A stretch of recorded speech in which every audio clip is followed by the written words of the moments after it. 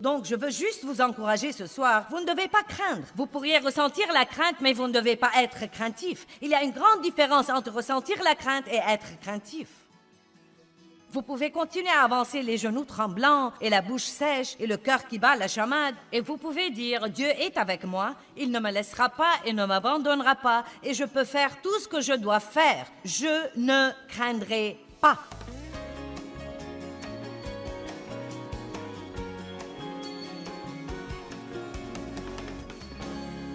Eh bien, ce soir, je veux vous apprendre à affronter la crainte et à trouver la liberté.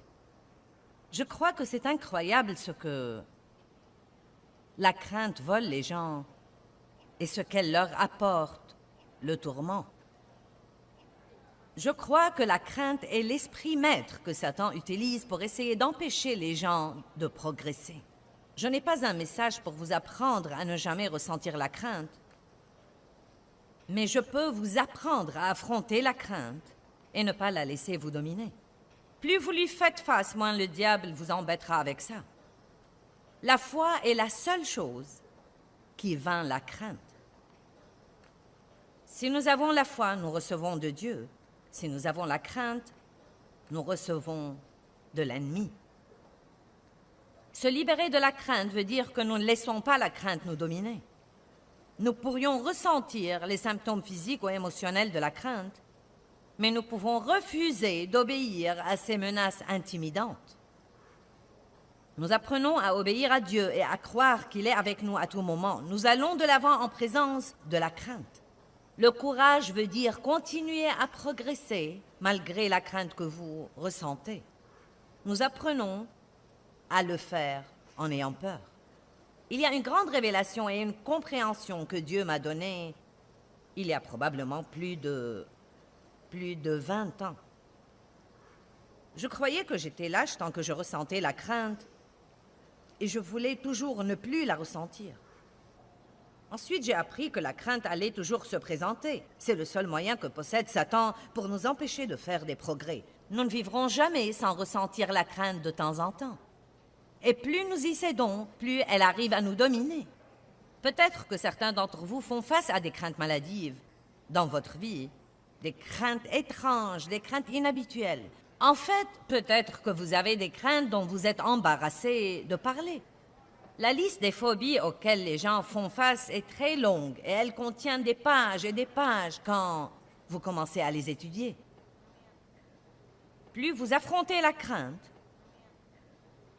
plus vous faites ce que vous voulez faire et ce que vous avez besoin de faire et ce que vous devriez faire, que vous ressentiez la crainte ou non, plus elle s'affaiblira dans votre vie. Je veux que vous me croyiez ce soir. Vous ne pouvez pas chasser la crainte par la prière. Vous devez l'affronter. Vous devez apprendre à ne pas craindre la crainte. On dit que la peur, P-E-U-R, veut dire une fausse preuve qui semble être réelle. Elle vous fait croire que quelque chose qui peut ne jamais arriver, arrivera. Maintenant, je crois que nous craignons des choses dans notre vie, mais beaucoup de ces choses que nous craignons n'arrivent jamais en réalité. Et même si elles arrivent, la crainte que nous avons laissée nous tourmenter est plus mauvaise que la chose elle-même, si jamais elle se produit. Je veux aussi vous encourager à ne pas appréhender, car l'appréhension est un parent très proche de la crainte. Elle mène directement à la crainte. Et nous disons si souvent, j'appréhende d'aller au magasin, j'appréhende de rouler dans le trafic. Certains d'entre vous ont peut-être déjà pensé, j'appréhende de rentrer à la maison quand la conférence sera terminée. Vous projetez déjà de laisser le diable vous voler la joie de ce que vous avez pris ici, parce que vous avez déjà planifié et comploté dans votre tête que vous appréhendez de rentrer à la maison. Dieu ne vous a pas amené ici pour ça. Il vous a amené ici pour vous équiper pour rentrer à la maison, avec une attitude différente de celle que vous aviez quand vous avez quitté. Il veut vous renvoyer à la maison courageux, plein de foi, n'appréhendant pas les choses que vous appréhendiez quand vous avez quitté. Et ce soir, je veux vous parler de 7 différentes sortes de craintes. Je prendrai un peu plus de temps sur certaines que sur d'autres. Certaines d'entre elles, vous les connaissez bien, ce sera peut-être donc juste un rappel. Certaines d'entre elles seront un peu uniques pour vous, des choses que nous avons tendance à craindre et auxquelles vous n'avez peut-être jamais pensé. Donc la première crainte dont je veux vous parler est la crainte des ennuis et des tribulations. Et je veux commencer par dire que ça ne sert à rien de les craindre. Je peux vous promettre que vous les aurez. Une femme m'a dit une fois, une de mes amies, elle avait un peu plus de 40 ans et elle est tombée enceinte pour la première fois et elle avait vraiment peur d'accoucher. Et elle m'a dit, je crains d'avoir mal. Je lui ai dit, je peux te résoudre ça. Tu peux, je lui ai dit, inutile de le craindre, tu auras mal. Mais des millions de femmes accouchent, elles sont toujours vivantes. Nous ne devons pas commencer à craindre des choses qui vont sûrement arriver dans notre vie, car si nous les craignons, tout ce que ça fera, c'est que la douleur va simplement empirer. Vous savez par vous-même si vous avez une douleur quelque part dans votre corps. Mon chiropracteur m'a dit, quand j'ai eu mal au dos, il y a environ 1 an et demi, et c'était vraiment très sérieux. C'était à l'époque où j'ai commencé à utiliser cette chaise, puis j'ai décidé que ça me plaisait. Je suis assez âgée pour pouvoir faire ce que je veux, et parfois je veux m'asseoir, donc je m'assieds. On devient plus hardi quand on vieillit, vous savez. On n'essaie plus d'impressionner les autres désormais. Vous savez, on est pratiquement libre d'être qui nous sommes et de faire ce qui nous plaît, vous savez. Eh bien, il m'a dit... Tu sais, essaye de ne pas te crisper et d'être trop prudente, sinon le mal de ton cou va empirer. Donc, plus nous craignons la douleur, plus elle empire. Et ça s'applique sur tous les domaines de la vie. Ce qu'on vous dit de faire quand vous accouchez, respirez, détendez-vous, respirez, détendez-vous. Donc, je veux utiliser ce principe et le partager avec vous, comme quoi tout ce que vous craignez, la crainte va vraiment le rendre pire. Donc, si vous savez que vous devez l'endurer de toute façon, c'est complètement inutile de le craindre. Vous devez dire, Dieu me donnera la grâce quand le moment sera venu, et je peux faire tout ce que je dois faire par Christ qui me fortifie. La vie n'est pas facile, nous le savons tous. Mais Dieu nous a équipés de la puissance surnaturelle du Saint-Esprit pour faire des choses difficiles avec le sourire au visage et la joie au cœur. Nous sommes moins par le Saint-Esprit pour les difficultés. Amen, vous m'entendez? Nous sommes moins par le Saint-Esprit pour les difficultés. Tout ne doit pas être facile pour nous. Nous ne sommes pas mollassons. Nous sommes remplis du Saint-Esprit. Guerriers. Nous avons la puissance de Dieu dans nos vies pour nous permettre de faire de grandes choses. Dave disait des choses ce matin sur notre pays et sur son histoire. Et il a utilisé un exemple merveilleux comme quoi si on lit un livre d'histoire véridique, là où il y a toutes les choses que Dieu a faites, on voit que c'est vraiment surnaturel quand on lit les choses que Dieu a faites dans les débuts de notre pays, quand les gens comptaient sur la parole de Dieu. En fait, toutes nos lois étaient basées sur la parole de Dieu. Et donc, il disait que si on enlève Dieu de l'histoire, et c'est ce qui arrive aujourd'hui, la plupart des livres d'histoire dans les écoles ou les librairies ne parlent plus de Dieu désormais. Et donc, on n'a que le naturel. Eh bien, sans Dieu, nous sommes naturels. Nous ne pouvons rien faire plus que les autres, mais nous avons le sûr.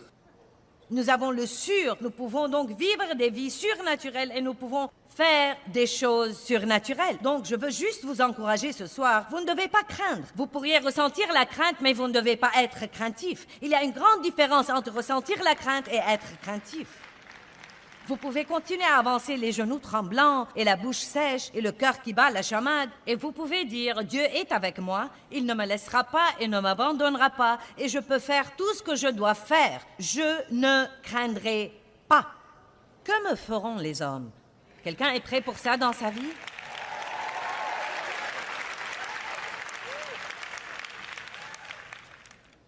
Merci. Vous ne devez donc pas craindre les ennuis. Vous ne devez pas craindre que les ennuis viennent, ils vont venir.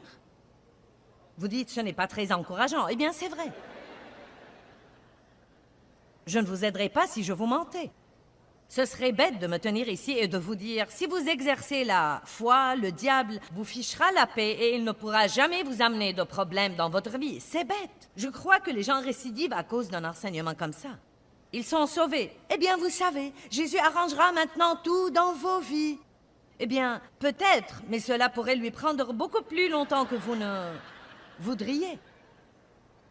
Il veut nous apprendre à faire les choses difficiles avec lui et non pas éviter toutes les difficultés pour être heureux. Marc 4, 35. Jésus est monté dans la barque avec les disciples et il a dit « Passons sur l'autre rive ». Maintenant, quand Jésus dit « Passons sur l'autre rive », vous pouvez garantir que vous allez vous retrouver sur l'autre rive. Aussi simple que ça. Eh bien, regardons ce qui est arrivé par après. Quittant la foule, ils emmènent Jésus, juste comme il était, dans la barque où il se trouvait, et il y avait d'autres barques avec lui. Et il survient un grand tourbillon de vent aux dimensions d'un ouragan. Et les vagues se jetaient sur la barque, au point que déjà la barque se remplissait. Jésus a dit « Passons sur l'autre rive » et une tempête est survenue par après. Mais il était lui-même à l'arrière de la barque, endormi. Endormi! Avez-vous jamais pensé que Jésus est endormi dans votre vie? Et ils le réveillèrent et lui dirent « Maître, cela ne te fait rien que nous périssions ?» Jésus réveillé, il menaça le vent et dit à la mer « Silence, tais-toi !» Et le vent cessa et tomba pour se reposer comme s'il était épuisé par son déchaînement. Et il se fit immédiatement un grand calme et une parfaite paix. Maintenant, je veux vous donner une information précieuse sur ce verset. Jésus n'aurait pas pu ordonner à la tempête de s'apaiser s'il était troublé. Vous ne pouvez ordonner la paix si vous n'avez pas la paix. Et ce que nous faisons beaucoup de fois, c'est que nous avons une situation bouleversante et nous la laissons nous bouleverser et ensuite notre bouleversement empire la situation bouleversante. Nous aggravons nos problèmes et nous les empirons. Mais quand nous restons paisibles, le diable ne sait pas quoi faire de nous. Il fait absolument une dépression nerveuse quand il essaye de jeter sur nous tout ce qu'il sait faire et que nous continuons à rester en paix, à marcher dans l'amour et à continuer à louer Dieu. Je vous dis comment faire la guerre spirituelle en douceur et toujours jouir de votre vie. Verset 40. Jésus leur dit, « Pourquoi avez-vous si peur? Vous n'avez pas encore de foi? » Une foi ferme et confiante. Quelques traductions disent qu'il les a réprimandés pour leur crainte. Donc, dans la tempête, nous devons veiller à rester les mêmes comme quand il n'y a pas de tempête. Dans la tempête, nous devons rester les mêmes comme s'il n'y avait pas de tempête. Que veut dire être plus que vainqueur? Je crois que cela veut dire que nous savons déjà que nous avons la victoire avant même d'avoir le problème. Donc, quand vous entendez parler d'un problème, vous ne devez pas vous troubler. Dites juste, eh bien, je sais que je vais gagner. Peut-être que je dois endurer ça, mais Dieu sera avec moi. Je n'aime pas ça, je ne suis pas fou de ça, mais je peux le faire. Je peux faire tout ce que je dois faire. Je ne vais pas le laisser me voler ma joie et ma paix. Je ne vais pas le laisser gâcher ma journée. Je vais juste faire tout ce que je dois faire au nom de Jésus. Amen. Vous savez, il y a des choses qui nous arrivent tout le temps et à vous aussi. Et j'ai la responsabilité de m'occuper de ma tante devenue veuve qui n'a jamais eu d'enfant et de ma mère. Ma mère a 87 ans et ma tante en a 84 et elles vivent toutes les deux dans un centre pour personnes âgées. Ma mère vient d'être transportée du centre où elle était aux services médicaux parce que sa santé s'est détériorée. Et ce matin, elle a dû être hospitalisée. Son cœur battait des coups irréguliers, donc pour la deuxième fois, ils ont dû l'endormir. Ils ont arrêté son cœur et ils l'ont redémarré. Et mes filles, en fait, m'ont beaucoup aidée et elles ont 6 enfants entre elles. Donc, quand vous avez 6 petits-enfants, eh bien, vous savez, vous êtes très occupés.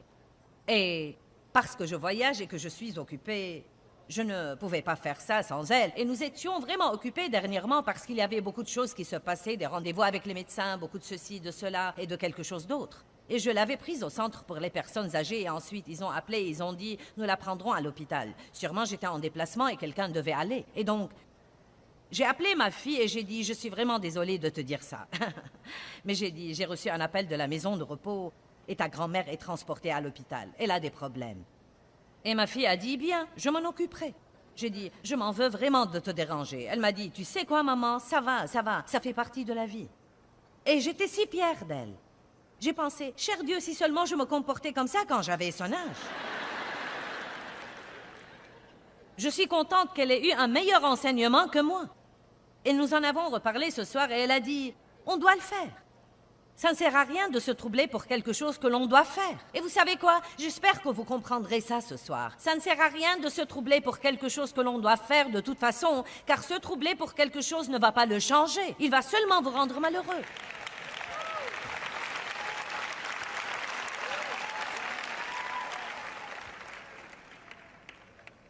Donc, j'ai une petite expression que je veux vous mettre dans le cœur et que j'ai écrit partout dans mes notes. Et c'est simplement, faites-y face, ne le craignez pas. Faites-y face, ne le craignez pas.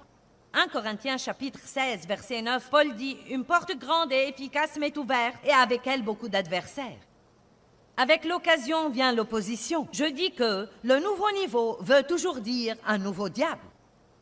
Vous pouvez prier pour cette promotion au travail, mais croyez-moi, si vous devenez le superviseur ou le patron, il va y avoir plus de personnes qui ne vous aiment pas. Et je n'essaye pas d'être négative, non, mais c'est la vérité. Peut-être que vous croyez que tout le monde m'aime, mais ce n'est pas le cas.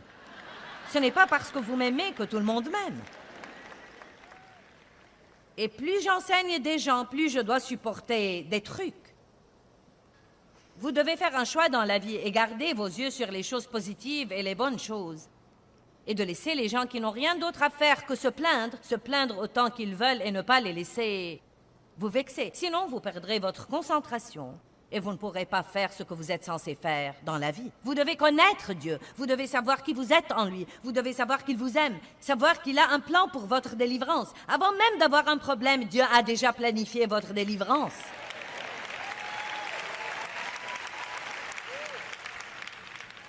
Non, mais il a déjà planifié votre délivrance et nous devons apprendre à dire ce que la Bible dit. Je ne dois pas combattre à cette bataille. La bataille n'est pas la mienne, mais celle de Dieu. Je vais rester en paix et en joie et s'il me dit de faire quelque chose, je le ferai. Mais je vais entrer dans son repos et je vais attendre jusqu'à ce qu'il mette mes ennemis sous mes pieds. Je veux que vous preniez la décision ce soir que même s'il vous reste un jour sur cette terre, vous allez en jouir. Ne laissez pas le diable vous tourmenter avec la crainte. Numéro 2. La crainte de ne pas avoir ce que nous voulons. Croyez-moi, vous devez voir de quoi la foule a l'air si je commence à dire « Eh bien, et si vous demandez à Dieu de faire quelque chose pour vous et ce n'est pas ce qu'il veut faire? Et si vous n'obtenez pas ce que vous voulez? » Jamais personne n'applaudit. Je suis sûre que jamais personne n'applaudit. C'est comme « ce n'est pas un message populaire ». Mais la vérité est que je peux vous dire que chacun d'entre vous ne va pas obtenir tout ce qu'il veut. Certains prient incorrectement et certains prient avec de mauvais motifs. Certains d'entre vous demandent des choses qui seraient dévastatrices pour vous et vous ne le savez pas. Tout le monde ne va pas obtenir tout ce qu'il veut. Et si vous aimez Dieu et que vous avez confiance en lui, vous serez content de toute façon.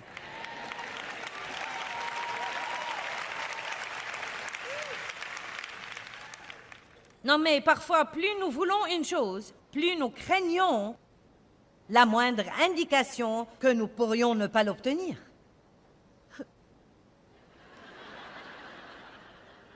Bien, si je ne me marie jamais,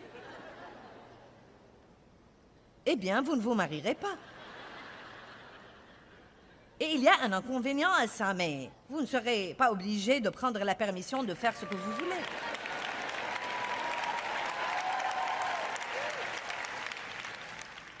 Et j'aime être mariée. Je ne rabaisse pas le mariage, mais je dis juste que vous pouvez être content de toute façon. Eh bien...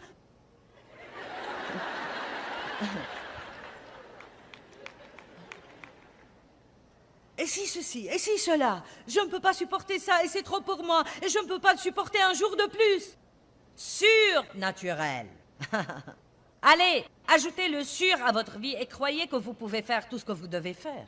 Vous ne devez pas avoir... Vous ne devez pas être marié pour être heureux. Vous ne devez pas avoir des enfants et avoir une promotion au travail pour être heureux. Vous ne devez pas être le patron pour être heureux. Le bonheur est en vous. Allez, j'ai dit, le bonheur vit en vous.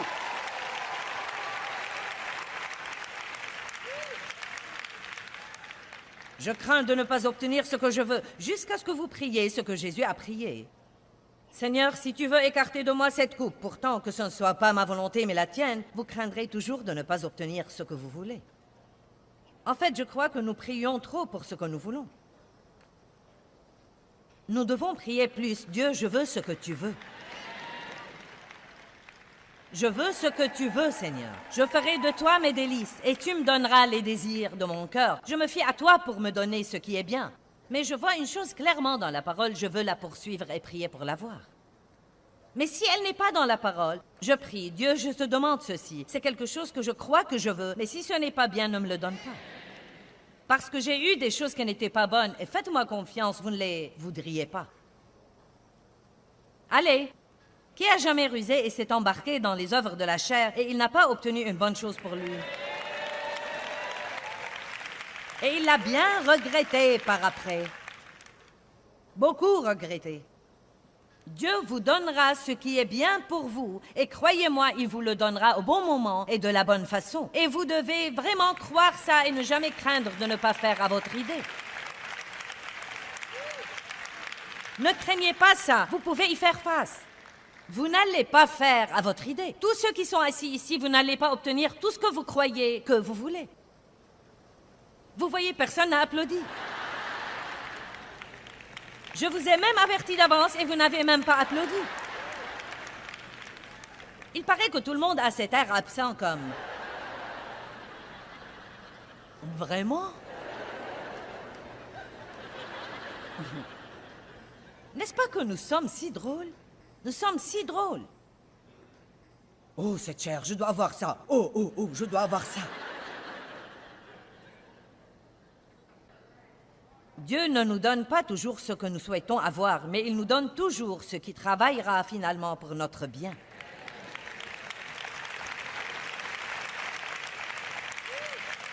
Ce n'est pas parce qu'une chose ne semble pas bonne en ce moment qu'elle ne travaillera pas pour le bien à la fin. Je pense parfois que nous sommes accros de faire les choses à notre idée. Il y a eu des années et des années dans ma vie où je ne pouvais pas être contente si je ne faisais pas à mon idée. Faire à mon idée était comme une drogue pour moi. Si je ne faisais pas à mon idée, je m'embarquais dans l'apitoiement sur moi-même. Immédiatement. Allez, quelqu'un sait de quoi je parle? Si je ne pouvais pas manipuler tout le monde et dominer tout le monde, tout en moi criait. Et j'en étais si fatiguée. J'ai appelé ça le christianisme yo-yo. J'étais complètement dominée par mes circonstances. Dominée par mes circonstances. Si j'obtenais ce que je voulais, j'étais contente. Sinon, j'étais triste. Et je m'en suis lassée. Et si vous vous en lassez assez, changez ça dans votre vie. Et dites, je ne vais plus vivre comme ça désormais. Je vais confier mes circonstances à Dieu. J'ai confiance en lui plus que je n'ai confiance en moi. Mes voix sont élevées au-dessus de vos voix et mes pensées au-dessus de vos pensées. Laissez Dieu être Dieu dans votre vie.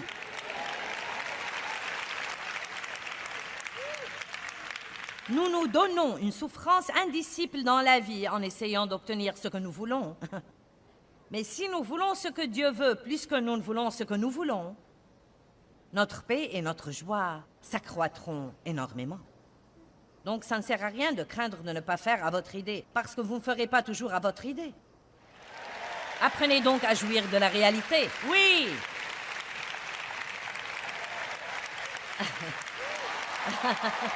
Ouh! Vous avez saisi maintenant. Bon. Et maintenant, je veux dire un mot particulier à ceux qui nous regardent à la télé.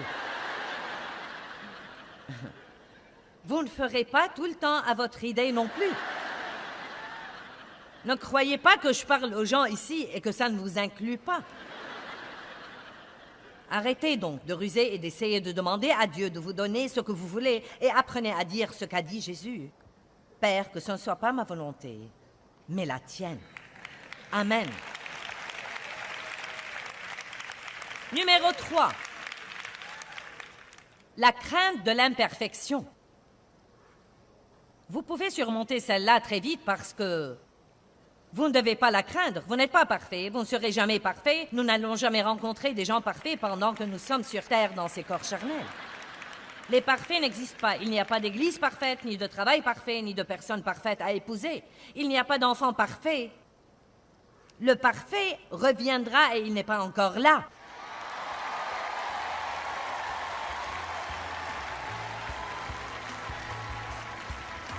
Donc, vous feriez aussi bien d'être content d'être imparfait.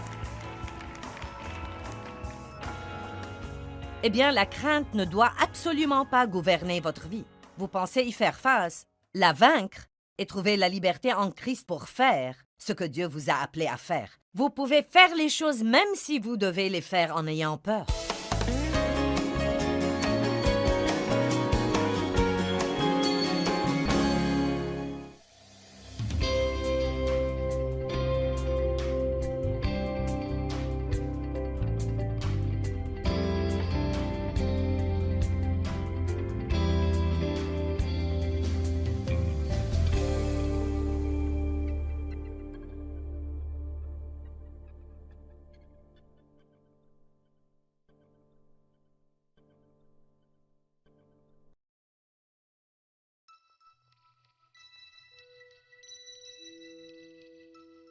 Donc, je veux juste vous encourager ce soir. Vous ne devez pas craindre. Vous pourriez ressentir la crainte, mais vous ne devez pas être craintif. Il y a une grande différence entre ressentir la crainte et être craintif.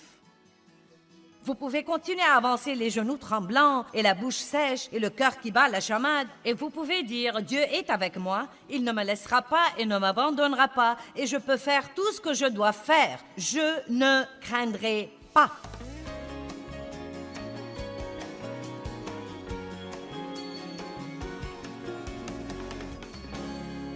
Eh bien, ce soir, je veux vous apprendre à affronter la crainte et à trouver la liberté. Je crois que c'est incroyable ce que la crainte vole les gens et ce qu'elle leur apporte, le tourment. Je crois que la crainte est l'esprit maître que Satan utilise pour essayer d'empêcher les gens de progresser. Je n'ai pas un message pour vous apprendre à ne jamais ressentir la crainte. Mais je peux vous apprendre à affronter la crainte et ne pas la laisser vous dominer. Plus vous lui faites face, moins le diable vous embêtera avec ça. La foi est la seule chose qui vainc la crainte. Si nous avons la foi, nous recevons de Dieu. Si nous avons la crainte, nous recevons de l'ennemi. Se libérer de la crainte veut dire que nous ne laissons pas la crainte nous dominer. Nous pourrions ressentir les symptômes physiques ou émotionnels de la crainte, mais nous pouvons refuser d'obéir à ces menaces intimidantes. Nous apprenons à obéir à Dieu et à croire qu'il est avec nous à tout moment. Nous allons de l'avant en présence de la crainte. Le courage veut dire continuer à progresser malgré la crainte que vous ressentez. Nous apprenons à le faire en ayant peur. Il y a une grande révélation et une compréhension que Dieu m'a donnée il y a probablement plus de 20 ans. Je croyais que j'étais lâche tant que je ressentais la crainte et je voulais toujours ne plus la ressentir. Ensuite, j'ai appris que la crainte allait toujours se présenter. C'est le seul moyen que possède Satan pour nous empêcher de faire des progrès. Nous ne vivrons jamais sans ressentir la crainte de temps en temps. Et plus nous y cédons, plus elle arrive à nous dominer. Peut-être que certains d'entre vous font face à des craintes maladives dans votre vie, des craintes étranges, des craintes inhabituelles. En fait, peut-être que vous avez des craintes dont vous êtes embarrassé de parler. La liste des phobies auxquelles les gens font face est très longue et elle contient des pages et des pages quand vous commencez à les étudier. Plus vous affrontez la crainte, plus vous faites ce que vous voulez faire et ce que vous avez besoin de faire et ce que vous devriez faire, que vous ressentiez la crainte ou non, plus elle s'affaiblira dans votre vie. Je veux que vous me croyiez ce soir. Vous ne pouvez pas chasser la crainte par la prière. Vous devez l'affronter. Vous devez apprendre à ne pas craindre la crainte. On dit que la peur, P-E-U-R, veut dire une fausse preuve qui semble être réelle. Elle vous fait croire que quelque chose qui peut ne jamais arriver, arrivera. Maintenant, je crois que nous craignons des choses dans notre vie, mais beaucoup de ces choses que nous craignons n'arrivent jamais en réalité. Et même si elles arrivent, la crainte que nous avons laissée nous tourmenter est plus mauvaise que la chose elle-même, si jamais elle se produit. Je veux aussi vous encourager à ne pas appréhender, car l'appréhension est un parent très proche de la crainte. Elle mène directement à la crainte. Et nous disons si souvent, j'appréhende d'aller au magasin, j'appréhende de rouler dans le trafic. Certains d'entre vous ont peut-être déjà pensé, j'appréhende de rentrer à la maison quand la conférence sera terminée. Vous projetez déjà de laisser le diable vous voler la joie de ce que vous avez pris ici, parce que vous avez déjà planifié et comploté dans votre tête que vous appréhendez de rentrer à la maison. Dieu ne vous a pas amené ici pour ça. Il vous a amené ici pour vous équiper pour rentrer à la maison, avec une attitude différente de celle que vous aviez quand vous avez quitté. Il veut vous renvoyer à la maison courageux, plein de foi, n'appréhendant pas les choses que vous appréhendiez quand vous avez quitté. Et ce soir, je veux vous parler de 7 différentes sortes de craintes. Je prendrai un peu plus de temps sur certaines que sur d'autres. Certaines d'entre elles, vous les connaissez bien, ce sera peut-être donc juste un rappel. Certaines d'entre elles seront un peu uniques pour vous, des choses que nous avons tendance à craindre et auxquelles vous n'avez peut-être jamais pensé. Donc la première crainte dont je veux vous parler est la crainte des ennuis et des tribulations. Et je veux commencer par dire que ça ne sert à rien de les craindre. Je peux vous promettre que vous les aurez. Une femme m'a dit une fois, une de mes amies, elle avait un peu plus de 40 ans et elle est tombée enceinte pour la première fois et elle avait vraiment peur d'accoucher. Et elle m'a dit, je crains d'avoir mal. Je lui ai dit, je peux te résoudre ça. Tu peux, je lui ai dit, inutile de le craindre, tu auras mal. Mais des millions de femmes accouchent, elles sont toujours vivantes. Nous ne devons pas commencer à craindre des choses qui vont sûrement arriver dans notre vie, car si nous les craignons, tout ce que ça fera, c'est que la douleur va simplement empirer. Vous savez par vous-même si vous avez une douleur quelque part dans votre corps. Mon chiropracteur m'a dit, quand j'ai eu mal au dos, il y a environ 1 an et demi, et c'était vraiment très sérieux. C'était à l'époque où j'ai commencé à utiliser cette chaise, puis j'ai décidé que ça me plaisait. Je suis assez âgée pour pouvoir faire ce que je veux, et parfois je veux m'asseoir, donc je m'assieds. On devient plus hardi quand on vieillit, vous savez. On n'essaie plus d'impressionner les autres désormais. Vous savez, on est pratiquement libre d'être qui nous sommes et de faire ce qui nous plaît, vous savez.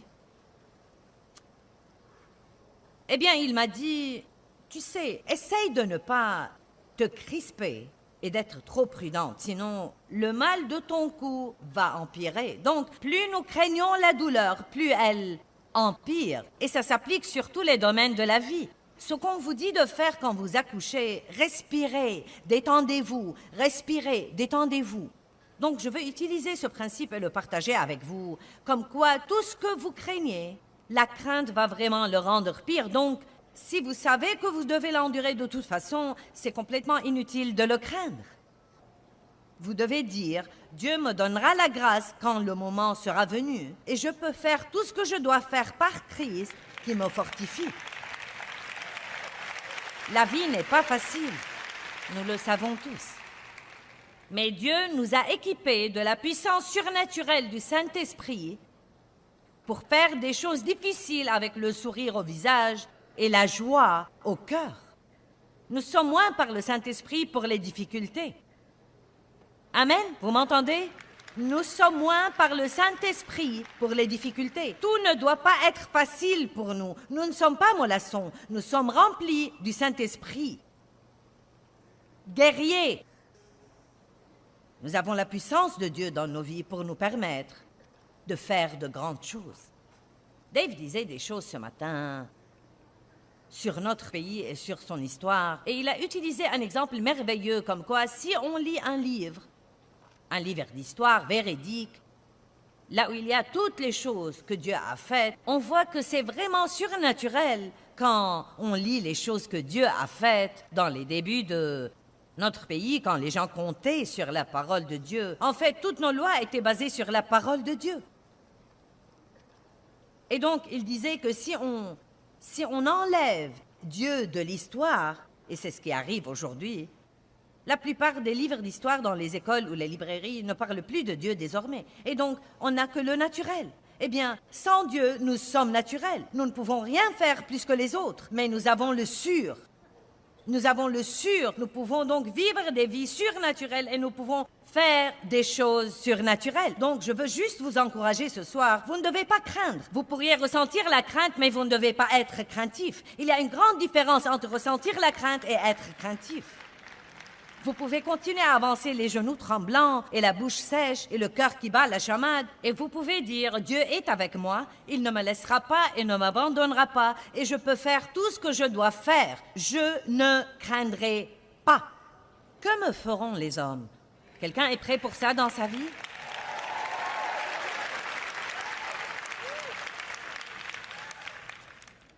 Merci. Vous ne devez donc pas craindre les ennuis. Vous ne devez pas craindre que les ennuis viennent, ils vont venir. Vous dites, ce n'est pas très encourageant. Eh bien, c'est vrai. Je ne vous aiderai pas si je vous mentais. Ce serait bête de me tenir ici et de vous dire, si vous exercez la foi, le diable vous fichera la paix et il ne pourra jamais vous amener de problèmes dans votre vie. C'est bête. Je crois que les gens récidivent à cause d'un enseignement comme ça. Ils sont sauvés. Eh bien, vous savez, Jésus arrangera maintenant tout dans vos vies. Eh bien, peut-être, mais cela pourrait lui prendre beaucoup plus longtemps que vous ne voudriez. Il veut nous apprendre à faire les choses difficiles avec lui et non pas éviter toutes les difficultés pour être heureux. Marc 4, 35. Jésus est monté dans la barque avec les disciples. Et il a dit, passons sur l'autre rive. Maintenant, quand Jésus dit, passons sur l'autre rive, vous pouvez garantir que vous allez vous retrouver sur l'autre rive. Aussi simple que ça. Eh bien, regardons ce qui est arrivé par après. Quittant la foule, ils emmènent Jésus, juste comme il était, dans la barque où il se trouvait. Et il y avait d'autres barques avec lui. Et il survient un grand tourbillon de vent aux dimensions d'un ouragan. Et les vagues se jetaient sur la barque au point que déjà la barque se remplissait. Jésus a dit, passons sur l'autre rive, et une tempête est survenue par après. Mais il était lui-même à l'arrière de la barque, endormi. Endormi. Avez-vous jamais pensé que Jésus est endormi dans votre vie? Et ils le réveillèrent et lui dirent, Maître, cela ne te fait rien que nous périssions? Jésus réveillé, il menaça le vent et dit à la mer, Silence, tais-toi. Et le vent cessa et tomba pour se reposer comme s'il était épuisé par son déchaînement. Et il se fit immédiatement un grand calme et une parfaite paix. Maintenant, je veux vous donner une information précieuse sur ce verset. Jésus n'aurait pas pu ordonner à la tempête de s'apaiser s'il était troublé. Vous ne pouvez ordonner la paix si vous n'avez pas la paix. Et ce que nous faisons beaucoup de fois, c'est que nous avons une situation bouleversante et nous la laissons nous bouleverser et ensuite notre bouleversement empire la situation bouleversante. Nous aggravons nos problèmes et nous les empirons. Mais quand nous restons paisibles, le diable ne sait pas quoi faire de nous. Il fait absolument une dépression nerveuse quand il essaye de jeter sur nous tout ce qu'il sait faire et que nous continuons à rester en paix, à marcher dans l'amour et à continuer à louer Dieu. Je vous dis comment faire la guerre spirituelle en douceur et toujours jouir de votre vie. Verset 40. Jésus leur dit, « Pourquoi avez-vous si peur? Vous n'avez pas encore de foi? » Une foi ferme et confiante. Quelques traductions disent qu'il les a réprimandés pour leur crainte. Donc, dans la tempête, nous devons veiller à rester les mêmes comme quand il n'y a pas de tempête. Dans la tempête, nous devons rester les mêmes comme s'il n'y avait pas de tempête. Que veut dire être plus que vainqueur? Je crois que cela veut dire que nous savons déjà que nous avons la victoire avant même d'avoir le problème. Donc, quand vous entendez parler d'un problème, vous ne devez pas vous troubler. Dites juste, eh bien, je sais que je vais gagner. Peut-être que je dois endurer ça, mais Dieu sera avec moi. Je n'aime pas ça, je ne suis pas fou de ça, mais je peux le faire. Je peux faire tout ce que je dois faire. Je ne vais pas le laisser me voler ma joie et ma paix. Je ne vais pas le laisser gâcher ma journée. Je vais juste faire tout ce que je dois faire au nom de Jésus. Amen. Vous savez, il y a des choses qui nous arrivent tout le temps et à vous aussi. Et j'ai la responsabilité de m'occuper de ma tante devenue veuve, qui n'a jamais eu d'enfant, et de ma mère. Ma mère a 87 ans et ma tante en a 84. Et elles vivent toutes les deux dans un centre pour personnes âgées. Ma mère vient d'être transportée du centre où elle était aux services médicaux parce que sa santé s'est détériorée. Et ce matin, elle a dû être hospitalisée. Son cœur battait des coups irréguliers, donc pour la deuxième fois, ils ont dû l'endormir. Ils ont arrêté son cœur et ils l'ont redémarré. Et mes filles, en fait, m'ont beaucoup aidée et elles ont 6 enfants entre elles. Donc, quand vous avez 6 petits-enfants, eh bien, vous savez, vous êtes très occupés. Et parce que je voyage et que je suis occupée, je ne pouvais pas faire ça sans elle. Et nous étions vraiment occupés dernièrement parce qu'il y avait beaucoup de choses qui se passaient, des rendez-vous avec les médecins, beaucoup de ceci, de cela et de quelque chose d'autre. Et je l'avais prise au centre pour les personnes âgées et ensuite ils ont appelé, ils ont dit « Nous la prendrons à l'hôpital ». Sûrement j'étais en déplacement et quelqu'un devait aller. Et donc, j'ai appelé ma fille et j'ai dit « Je suis vraiment désolée de te dire ça ». Mais j'ai dit « J'ai reçu un appel de la maison de repos et ta grand-mère est transportée à l'hôpital. Elle a des problèmes. » Et ma fille a dit « Bien, je m'en occuperai ». J'ai dit « Je m'en veux vraiment de te déranger ». Elle m'a dit « Tu sais quoi, maman, ça va, ça fait partie de la vie. » Et j'étais si fière d'elle. J'ai pensé « Cher Dieu, si seulement je me comportais comme ça quand j'avais son âge. » Je suis contente qu'elle ait eu un meilleur enseignement que moi. Et nous en avons reparlé ce soir et elle a dit « On doit le faire. » Ça ne sert à rien de se troubler pour quelque chose que l'on doit faire. Et vous savez quoi? J'espère que vous comprendrez ça ce soir. Ça ne sert à rien de se troubler pour quelque chose que l'on doit faire de toute façon, car se troubler pour quelque chose ne va pas le changer. Il va seulement vous rendre malheureux.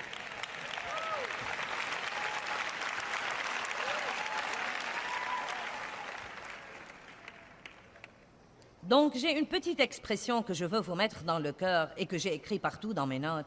Et c'est simplement, faites-y face, ne le craignez pas. Faites-y face, ne le craignez pas.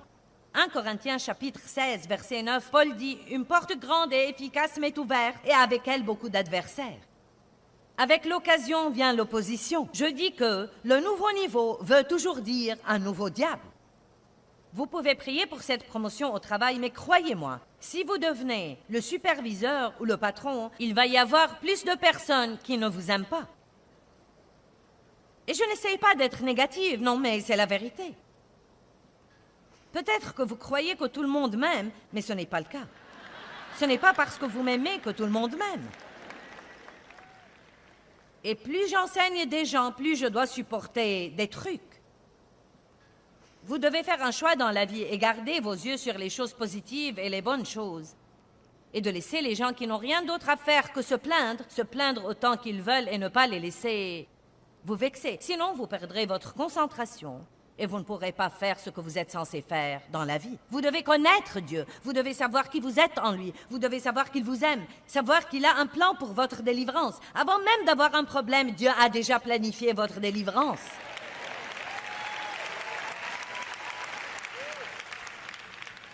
Non, mais il a déjà planifié votre délivrance et nous devons apprendre à dire ce que la Bible dit. Je ne dois pas combattre à cette bataille. La bataille n'est pas la mienne, mais celle de Dieu. Je vais rester en paix et en joie et s'il me dit de faire quelque chose, je le ferai. Mais je vais entrer dans son repos et je vais attendre jusqu'à ce qu'il mette mes ennemis sous mes pieds. Je veux que vous preniez la décision ce soir que même s'il vous reste un jour sur cette terre, vous allez en jouir. Ne laissez pas le diable vous tourmenter avec la crainte. Numéro 2. La crainte de ne pas avoir ce que nous voulons.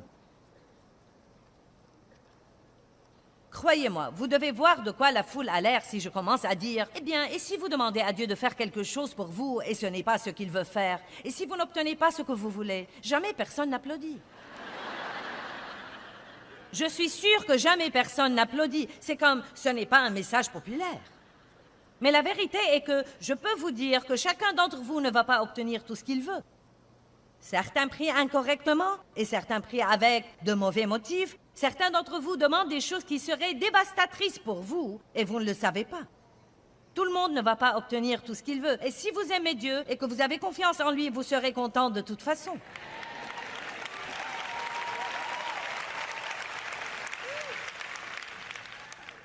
Non mais parfois, plus nous voulons une chose, plus nous craignons la moindre indication que nous pourrions ne pas l'obtenir.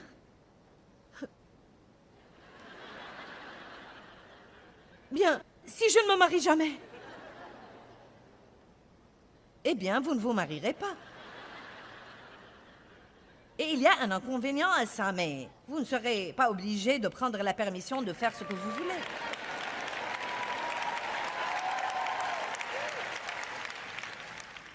Et j'aime être mariée. Je ne rabaisse pas le mariage, mais je dis juste que vous pouvez être contente de toute façon. Eh bien...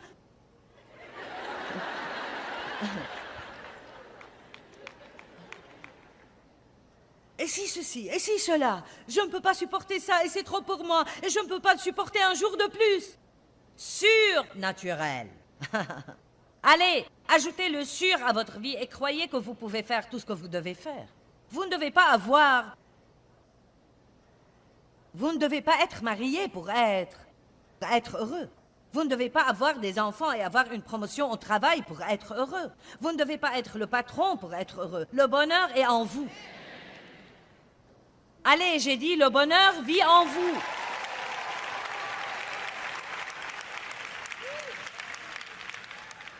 Je crains de ne pas obtenir ce que je veux, jusqu'à ce que vous priez ce que Jésus a prié.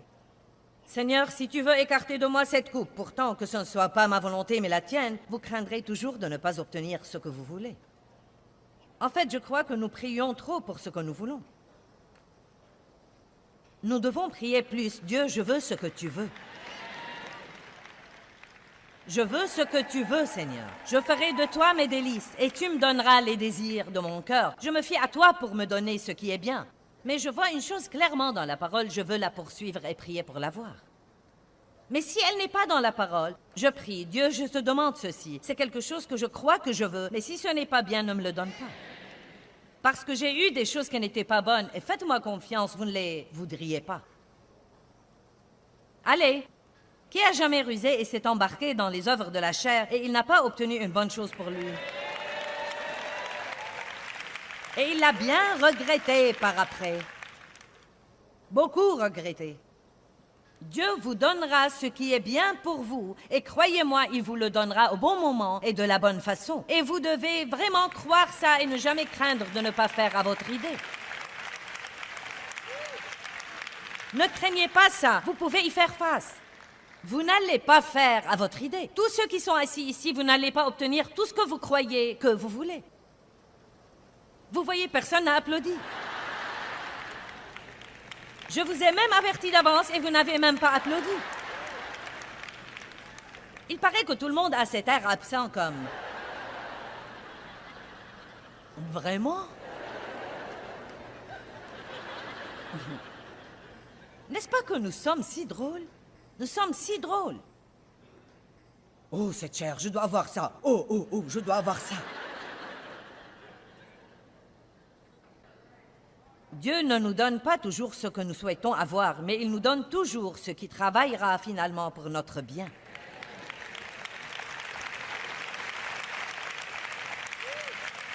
Ce n'est pas parce qu'une chose ne semble pas bonne en ce moment qu'elle ne travaillera pas pour le bien à la fin. Je pense parfois que nous sommes accros de faire les choses à notre idée. Il y a eu des années et des années dans ma vie où je ne pouvais pas être contente si je ne faisais pas à mon idée. Faire à mon idée était comme une drogue pour moi. Si je ne faisais pas à mon idée, je m'embarquais dans l'apitoiement sur moi-même. Immédiatement. Allez, quelqu'un sait de quoi je parle? Si je ne pouvais pas manipuler tout le monde et dominer tout le monde, tout en moi criait. Et j'en étais si fatiguée. J'ai appelé ça le christianisme yo-yo. J'étais complètement dominée par mes circonstances. Dominée par mes circonstances. Si j'obtenais ce que je voulais, j'étais contente. Sinon, j'étais triste. Et je m'en suis lassée. Et si vous vous en lassez assez, changez ça dans votre vie. Et dites, je ne vais plus vivre comme ça désormais. Je vais confier mes circonstances à Dieu. J'ai confiance en lui plus que je n'ai confiance en moi. Mes voix sont élevées au-dessus de vos voix et mes pensées au-dessus de vos pensées. Laissez Dieu être Dieu dans votre vie.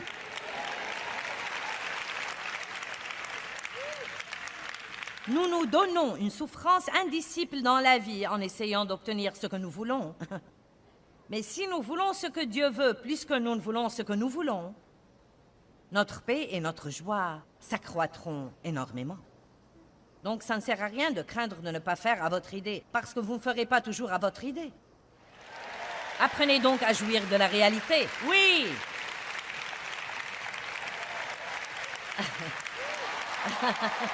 Ouh! Vous avez saisi maintenant.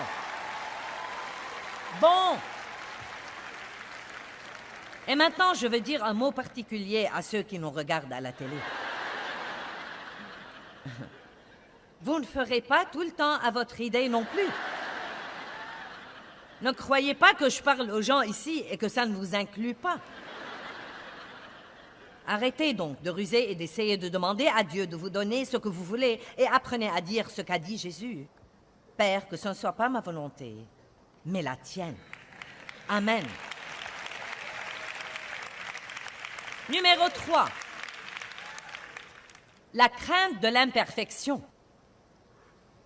Vous pouvez surmonter celle-là très vite parce que vous ne devez pas la craindre. Vous n'êtes pas parfait, vous ne serez jamais parfait. Nous n'allons jamais rencontrer des gens parfaits pendant que nous sommes sur Terre dans ces corps charnels.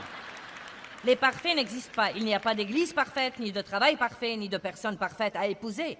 Il n'y a pas d'enfant parfait. Le parfait reviendra et il n'est pas encore là.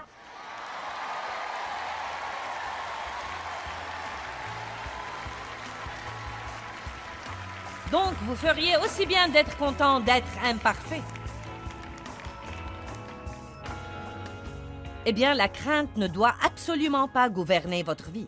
Vous pensez y faire face, la vaincre et trouver la liberté en Christ pour faire ce que Dieu vous a appelé à faire. Vous pouvez faire les choses même si vous devez les faire en ayant peur.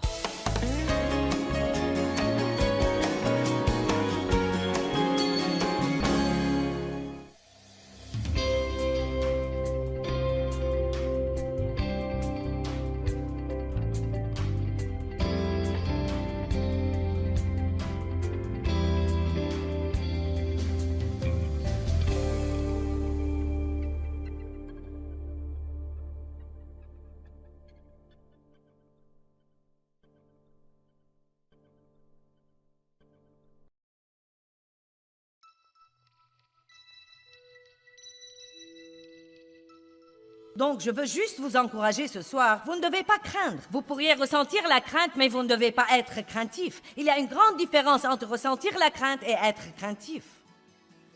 Vous pouvez continuer à avancer les genoux tremblants et la bouche sèche et le cœur qui bat la chamade. Et vous pouvez dire, Dieu est avec moi, il ne me laissera pas et ne m'abandonnera pas et je peux faire tout ce que je dois faire. Je ne craindrai pas.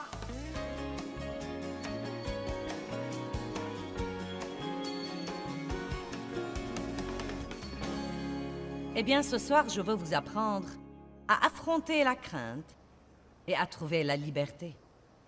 Je crois que c'est incroyable ce que la crainte vole les gens et ce qu'elle leur apporte, le tourment. Je crois que la crainte est l'esprit maître que Satan utilise pour essayer d'empêcher les gens de progresser. Je n'ai pas un message pour vous apprendre à ne jamais ressentir la crainte. Mais je peux vous apprendre à affronter la crainte et ne pas la laisser vous dominer. Plus vous lui faites face, moins le diable vous embêtera avec ça. La foi est la seule chose qui vainc la crainte. Si nous avons la foi, nous recevons de Dieu. Si nous avons la crainte, nous recevons de l'ennemi. Se libérer de la crainte veut dire que nous ne laissons pas la crainte nous dominer. Nous pourrions ressentir les symptômes physiques ou émotionnels de la crainte, mais nous pouvons refuser d'obéir à ces menaces intimidantes. Nous apprenons à obéir à Dieu et à croire qu'il est avec nous à tout moment. Nous allons de l'avant en présence de la crainte. Le courage veut dire continuer à progresser malgré la crainte que vous ressentez. Nous apprenons à le faire en ayant peur.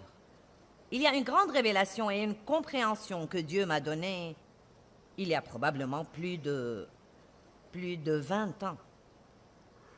Je croyais que j'étais lâche tant que je ressentais la crainte et je voulais toujours ne plus la ressentir. Ensuite, j'ai appris que la crainte allait toujours se présenter. C'est le seul moyen que possède Satan pour nous empêcher de faire des progrès. Nous ne vivrons jamais sans ressentir la crainte de temps en temps.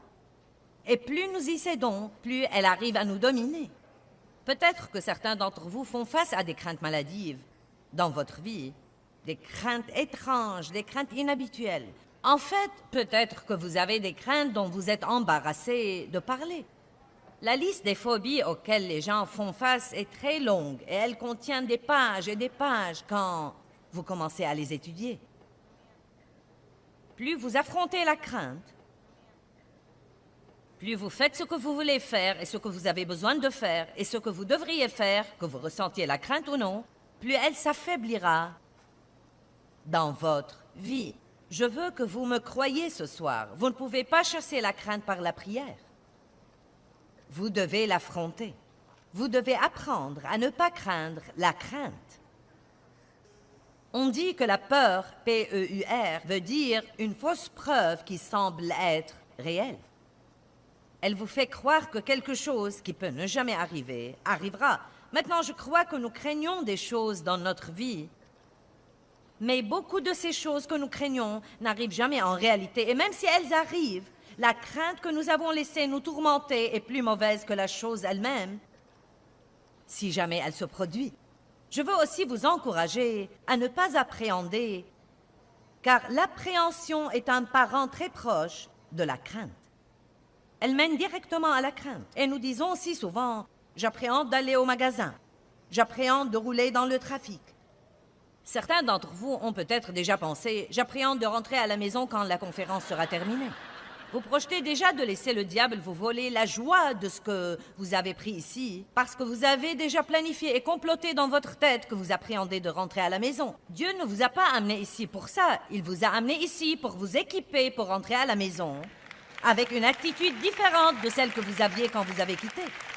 Il veut vous renvoyer à la maison courageux, plein de foi, n'appréhendant pas les choses que vous appréhendiez quand vous avez quitté. Et ce soir, je veux vous parler de 7 différentes sortes de craintes.